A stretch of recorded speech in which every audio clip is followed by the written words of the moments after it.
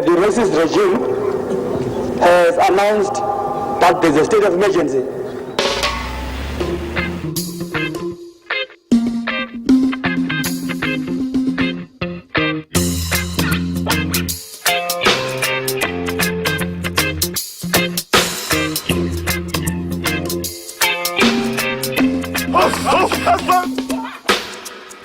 Cradock is a non-violent organization.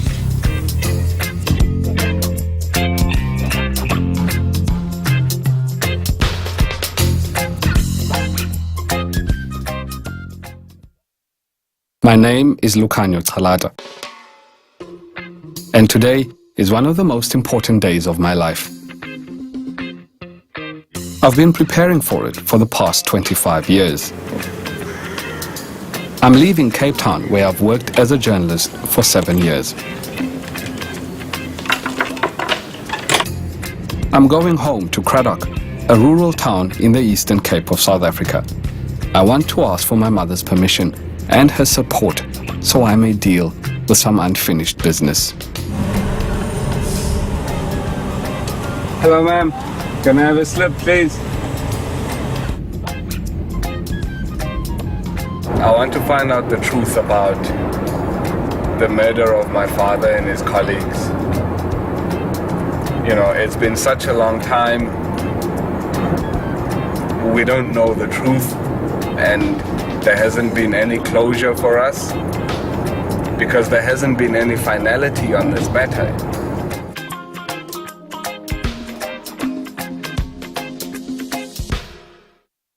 My father's name was Calata, a young man who came from a political family in Cradock. By the time he married my mother, Nomonde, in 1980 at the age of 24, he had been politically active for a few years. My mother often told me that his activism was largely due to his grandfather's influence, Reverend James Arthur Calata. Those who knew my great-grandfather say he was an extraordinary man. He was a treason trialist in 1956 who had a long and what some call an illustrious career in the African National Congress. For 13 consecutive years between 1936 and 1949, he served as the Secretary General of the Liberation Movement. To this day, my great-grandfather, Reverend James Calata, or Dado as he was affectionately called in my family, remains the longest-serving Secretary General of the ANC in its 98 years of history.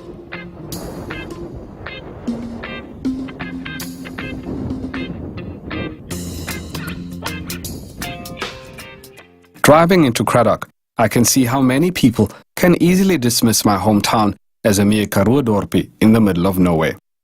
Yet, 25 years ago, during the turbulent and violent 80s, the apartheid government often referred to Cradock as the epicenter of South Africa's revolution.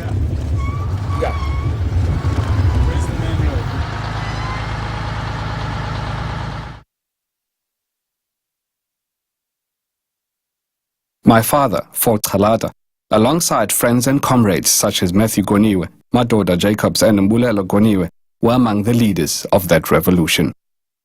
It's scary. I'm a little bit nervous. I know that I'm going to have to ask my mother and Mrs. Nyami and all the other widows to go somewhere where, you know, they haven't really visited in a very long time. I'm going to have to go somewhere where I haven't been in a very long time because I have kind of blocked certain things off over the years. Evil forces within the apartheid government, however, would make sure that my father and some of his comrades would never see the freedom they so bravely fought for.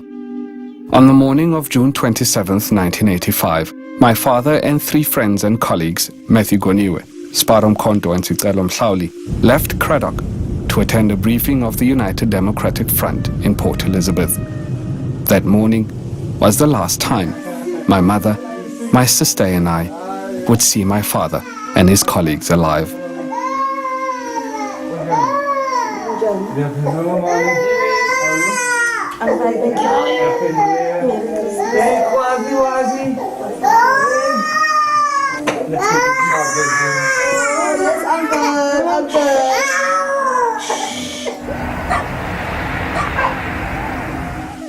On their return to Cradock from Port Elizabeth that winter's evening, my father, Fort Calata, and his 3 comrades were ambushed by state security forces.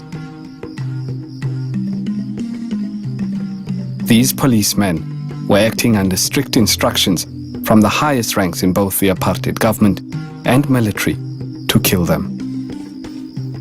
On the night my father was killed, I was 3 years old. My older sister, Dorothy, was just days away from her 10th birthday. My mother was 26 years old and 7 months pregnant with my youngest sister, Tumani.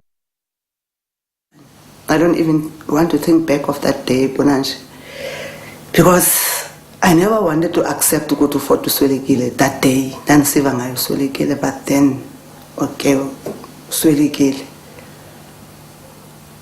Ubomba vela bachinja kwa dark kumna konba, I don't know. Bandiza uya pingu kunza utini ngoku.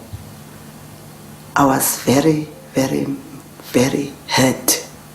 Then khazukile inhliziyo yami yakhazukile nyanyanya ayibhlungu inhliziyo yami. That is why till today ngingakwazi umlibala. It is because whenever I think of that, I want to cry. And I feel that crying is something that helps me a little bit. And that is the honest truth. Whenever I think that my husband was killed, I just want to cry because I don't know how to explain the feeling in ifumana. Nobody feeling anger, nobody feeling a heartbroken feeling or what. But and I become weaker. The only thing influence in it is to cry. And I want to overcome the crying, but it's just something that I can't control.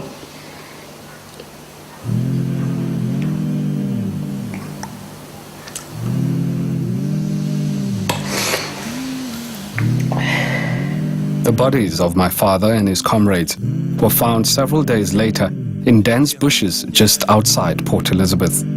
They had been stabbed, shot, mutilated and burnt to hide their identities.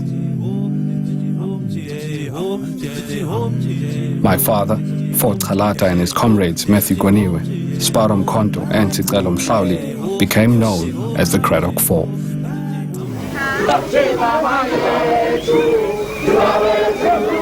On July 20th, 1985, the day of their funeral, 60,000 mourners defied a government ban to be in Cradock.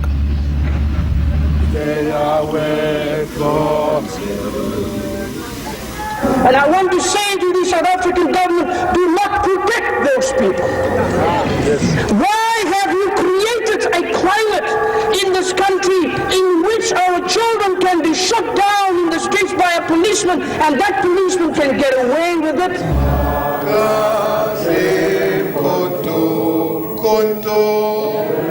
That same afternoon, State President P.W. Botha declared South Africa's first state of emergency since the Sharpeville massacre. Emergency in the following ministerial districts. It's been 25 years since that fateful night, yet the men who killed my father and his comrades are still out there, and justice continues to evade us, their surviving families. As you say, just 25 years is such a long, long time. We might not even be able to witness that day when we feel now, okay, justice has been done. To some degree, it's also beyond our control because we're waiting for the authorities to do something about that. In that kind of regard, we're feeling very helpless because it feels like there's little that we can do. In 1998, 6 police officers from Port Elizabeth were denied amnesty by the Truth and Reconciliation Commission for the murders of my father and his colleagues. So what we were expecting, if somebody doesn't get amnesty, that person has to be prosecuted. I sort of sometimes feel that it's been too much. We've been waiting for something that we don't even know the nature of whatever we're waiting for is going to be left. My mother, Mrs. Goniwe, and Mrs. Mkhonto all feel let down by our government's lack of action in further investigating and possibly prosecuting the killers. And tell the story so why. We don't know whom to appeal to. We have been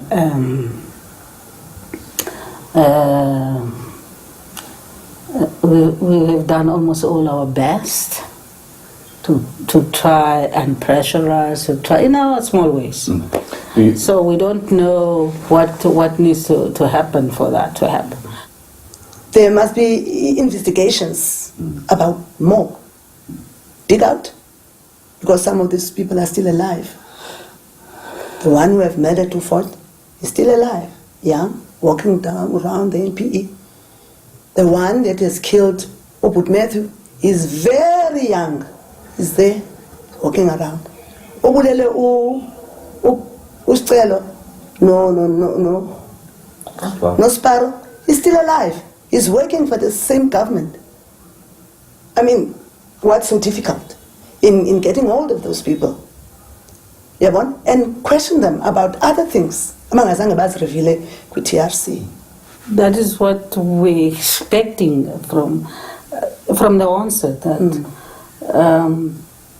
justice is going to be carried up to till the end. I-involvement ye-president iyafuneka kule case. As a president, he needs ukufumana i-closure kule nto by instructing whoever, a judge or somebody, so that this thing can go on. It's very difficult for me as well to see Mama and to see you guys and to hear you talk like this, and there's no closure. So I would like to then ask for permission from you to then be in a position to do that and to go and ask those questions to your authorities. You're more than welcome to do so.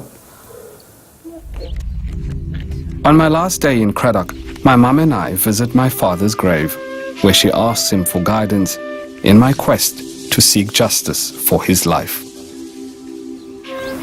Asiqale kukuza apha ko, and ndinale belief intoba yonke into endiyenzayo okanye yonke into esiyenzayo kumele basikuxelele. Sitshilo endingazibuki nimkhusele kuzo zonke iintshaba ezizawuvela.